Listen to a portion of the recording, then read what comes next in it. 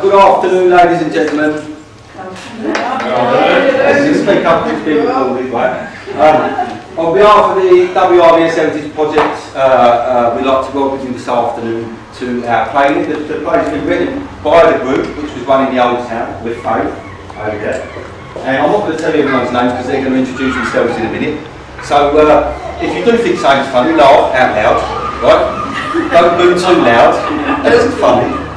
And I've really got much else to say other than that Faith's now going to introduce the group, and the group will introduce themselves, and there's going to be a bit of Max Bygraves, part of everything. And so away we go.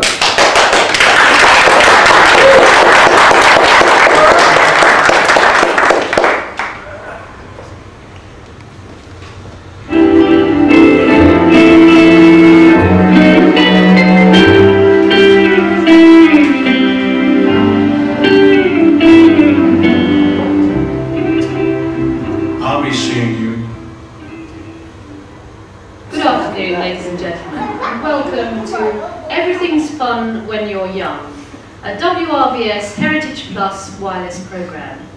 For the next half hour or so, you will be guided through some of the unique childhood recollections of the distinguished cast of characters that you see before you today. We sincerely hope that you will enjoy this light-hearted amble down memory lane. And so, without further ado, it gives me great pleasure to introduce to you the Old Town Heritage Players.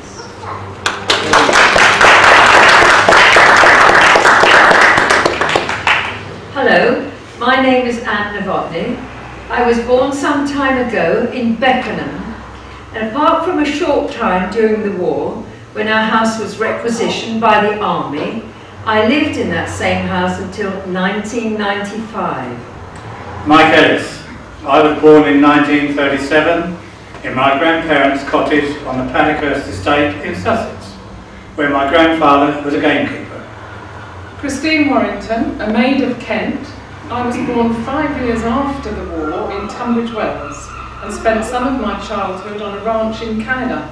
Hello, I'm Ian Griffiths. I was born in 1945 in Chatham, North Kent, when the war was still going on, but I spent most of my childhood in Malta. Cheryl Clarnott here. I was born in the 30s, and during World War II I lived in Woolwich, South East London. Hello, I'm Paul Carrott. I was born in 1946 and I used to live on the West Hill in Hastings. So although you all grew up at different times, I suppose the Second World War must have affected all of your childhoods. Well, a bomb just missed me once. An aeroplane came over looking for Dennis's munitions factory in Guildford, where my father worked. It was so low I could see the pilot's face. I went through the Blitz when the Germans were bombing all of London.